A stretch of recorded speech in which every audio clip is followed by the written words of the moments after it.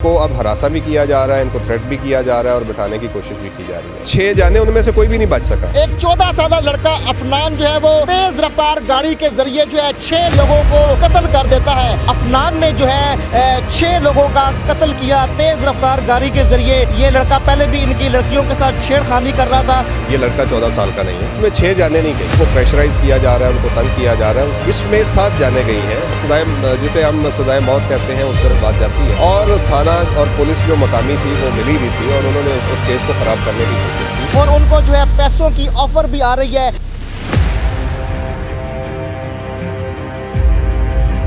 बिस्मिल्लाहिर्रहमानिर्रहीम, अस्सलाम वालेकुम नाजरीन, मैं हूं सरदार दिल मुस्तफ़ा, आप देख रहे हैं आप टीवी।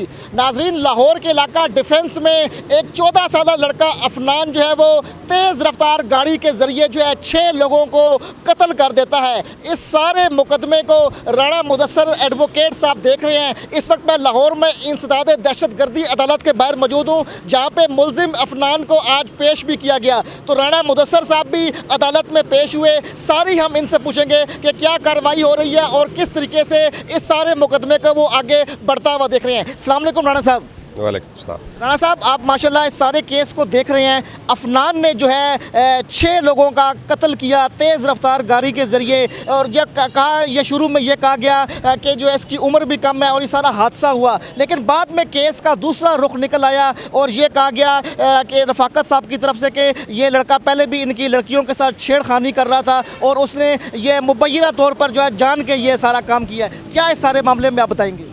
आपकी इजाज़त से 2 चीज़ों की दुरुस्तगी करना ज़रूरी है। नंबर 1 तो ये है कि ये लड़का 14 साल का नहीं है। रिपोर्टेडली जो उनके अपने घर के डॉक्यूमेंट्स हैं वो 17 साल से ज़ायद उम्र उसकी है। तो 17 साल ज़ायद उम्र है। और उसके बाद दूसरी जो बात मैं आपसे कहना चाहता हूँ वाक़यात को दुरुस्त करने के लिए, उसके फैक्ट्स दुरुस्त करने के लिए, वो ये है कि इसमें 6 जाने नहीं गई, इसमें 7 जाने गई हैं। जो इनकी बहू रफ़ाकत साहब की थी जो फौत हो गई हैं इसी हादसे में, वो प्रेग्नेंट थी और उनका जो बच्चा था पेट में वो भी जान से गया। तो 7 जो जाने हैं वो चली गई। वो तो दुनिया में आने से पहले ही चला गया एक बच्चा जो है। तो ये 7 जाने गई हैं। आज मुलज़म जो अफनान था उनको पेश किया था और आज पेश किया था 5 दिन के रिमांड के बाद। आज पुलिस ने दोबारा रिमांड मांगा है क्योंकि इसकी तहकीकात जारी हैं। हादसा बहुत बड़ा है और मुल्ज़मान बासर हैं, जो कि ज़ाहिरन नज़र भी आ रहा है। और चूँकि मुद्दई जो है वो बार बार रिपोर्ट कर रहा है और बता रहा है, और मैं बतौर वकील आगे बात करता हूं जो वो बता देते हैं। और इन हक़ाइक़ में कुछ सदाकत भी है कि उनको प्रेशराइज़ किया जा रहा है, उनको तंग किया जा रहा है। उसकी वजह से वो आज इधर मौजूद थे और उन्होंने अदालत को भी आगाह किया और मैंने अदालत के सामने ये सदा रखी कि इनको अब हरासा भी किया जा रहा है, इनको थ्रेट भी किया जा रहा है और बिठाने की कोशिश भी की जा रही है। लेकिन ये अफसोसनाक वाक़या है कि सोसाइटी जो है ये इस तरफ जा रही है, बजाय इसके कि वो शर्मिंदा होते, इतना बड़ा हादसा हो गया है, वो इनको डराने धमकाने और बिठाने पर लगे हुए हैं। आज अदालत में हमने ये कहा कि चूँकि इसमें ऑसिफिकेशन टेस्ट इन प्रोसेस है, वो आज मुकम्मल नहीं हुआ, जिससे उसकी उम्र का तयन होगा कि इस मुलज़म की उम्र जो है वो कितनी है। उसके बाद इसका ये तयन होगा कि ये जुवेनाइल है या नहीं है। उसके बाद एक अहम मरहला है जिसको इग्नोर किया जा रहा है कि इसकी तहकीकात सिर्फ उस वाक़े की नहीं होनी जहाँ पर जाने गई। उससे पहले एक इंसिडेंट है रिपोर्टेडली, जो कि मुद्दई का पहले दिन से मौक़िफ़ है कि ये रास्ते में छेड़खानी की, इन्होंने चेज़ किया और बच्चियों को तंग किया और चेज़ करते रहे। और वहाँ पे स्कफल हुई, इनकी आपस में गालम गलोच और तू तकरार भी हुई और उसके बाद ये वाक़या पेश आया। क्योंकि आपने बड़ी दुरुस्त बात बताई है मुदस्सिर साहब। क्या वजह है कि कहते हैं कि बाअसर लोग हैं और बाअसर लोग जो है रिलीफ ले जाते हैं। इस सारे वाक़े में भी हमने ऐसे ही देखा कि 3 दिन लगा दिए, 3 दिन के बाद जो है पेश किया गया।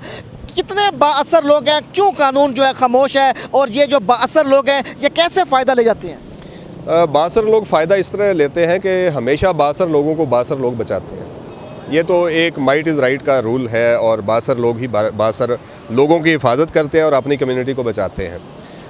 जो 3 दिन उसको पेश नहीं किया गया, यही तहकीकात करना ज़रूरी है। और पहला तफ्तीशी अफसर इसी वजह से मुअत्तल हुआ।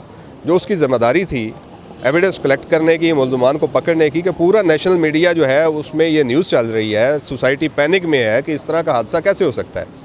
और बासर लोग जो हैं वो उसको मैनेज कर रहे थे कि इसको 3 दिन पीछे रख के इसको पेश नहीं करना अदालत में। और थाना और पुलिस जो मकामी थी वो मिली भी थी और उन्होंने उस केस को ख़राब करने की कोशिश की। और इस वजह से ये हादसा यहाँ तक पहुँचा और इस वजह से आज ये लोग जो हैं ये अपने इंसाफ के लिए नाउमीद हो चुके थे। और अब चूँकि मुकदमे में तफ्तीश तब्दील हुई है और इसके फैक्ट्स जो हैं वो गैदर किए जा रहे हैं, तो इसकी उम्र का तयन होना ज़रूरी है और उस वाक़े का जो उससे पहले है उसकी एविडेंस कलेक्ट करना ज़रूरी है, जो कि की जा रही है और की जाएगी मज़ीद। तो ये सारे वाक़यात जब सफ़े मिसल पे आ जाएंगे और तफ्तीश जो है कंक्लूड हो जाएगी तो अदालत में केस आएगा और हम उम्मीद करते हैं कि इनको इंसाफ मिल जाएगा। अच्छा मुदस्सर साहब, आप माशाल्लाह से सीनियर कानूनदान हैं, कई आपने मुकदमे बड़े बड़े लड़े। अब जो है रफ़ाकत साहब ये कह रहे हैं कि उनको धमकियां भी दी जा रही हैं और उनको जो है पैसों की ऑफ़र भी आ रही है कि इस केस से दस्तबरदार हो जाएं। इसमें कितनी सदाकत है?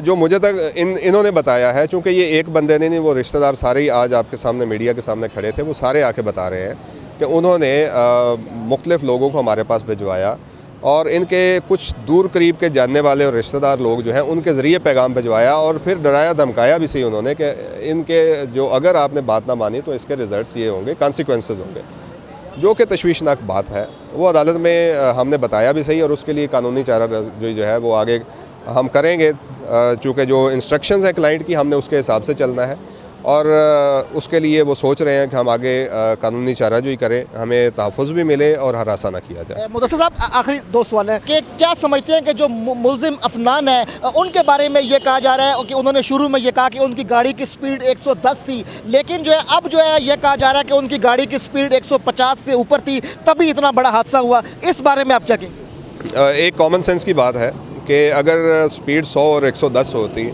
तो जो उसके फैक्ट्स हैं उस गाड़ी के, जिस तरह वो गाड़ी हिट हुई और गाड़ी पिचक गई और वो मॉडल आपके सामने है कि वो बड़े मजबूत मॉडल्स होते थे और वो गाड़ी सारी की सारी पिचक गई और 6 जाने उनमें से कोई भी नहीं बच सका, तो इसी से अंदाज़ा लगाएं कि उस गाड़ी की स्पीड क्या होगी। वो बहुत ज़्यादा ओवर स्पीड गाड़ी। आखिरी सवाल, आप माशाल्लाह से सीनियर कानूनदान हैं, क्या समझते हैं कि कितनी सज़ा हो सकती है अफनान को अगर जो है इंसाफ मिले तो? चूँकि इसमें इंसदाद दहशतगर्दी की दफ़ात भी ऐड हो चुकी हैं, इसमें 302 भी हो चुकी है और अगर इस मुलज़म का उम्र का तयन होता है और उसकी उम्र जो है वो 18 साल से ज़ायद साबित हो जाती है तो फिर ज़ाहिर है कैपिटल पनिशमेंट की तरफ जा सकता है केस और इतनी ज़्यादा जाने गई और सोसाइटी भी बहुत परेशान है। और कितनी सज़ा हो सकती है? मैंने गुजारिश कर दी ना कि इसमें फिर हो सकता है तो फिर सजाए, जिसे हम सजाए मौत कहते हैं, उस तरफ बात जाती है तो कैपिटल पनिशमेंट की तरफ भी जा सकती है चीज़। बिल्कुल नाज़रीन, आपने सीनियर कानूनदान मुदस्सर साहब की बात सुनी। ये मुदस्सर साहब जो हैं वो रफ़ाकत साहब के वकील हैं और इस वक्त जो है आज जो है इंसदाद दहशतगर्दी की अदालत में ये बड़ी कार्रवाई थी और मैं इसी अदालत के दरवाजे के बाहर खड़ा हूँ जहाँ पे मुबैना मुलजिम जो है अफनान को पेश भी किया गया और जो है मुदस्सर साहब का यही कहना है कि अगर अफनान की उम्र 18 साल साबित हो जाती है तो उनको सजाए मौत भी दी जाएगी और यही उनका भी कहना है कि दूसरी जानिब सवाल के मेरे पे उन्होंने जवाब दिया कि इनको दहशतगर्दी की अदालत में पेश किया गया है और ये मामला जो है अब रुकेगा नहीं, मामला आगे बढ़ेगा और जो है धमकियां दी जा रही हैं, धमकियों से वो डरने वाले नहीं हैं और जो है कानून का बोलबाला होगा और इंसाफ मिलेगा और दुआ है कि रफ़ाकत साहब को इंसाफ मिले और उनके जो 6 लोग जो है इस दुनिया फ़ानी से कूच कर गए हैं उस पर भी उनको सब्र मिले। आइंदा किसी नई वीडियो में किसी नए मौजू के साथ हाज़िर खिदमत हूँगा। आप देखते रहे आप टीवी। अल्लाह हाफिज़।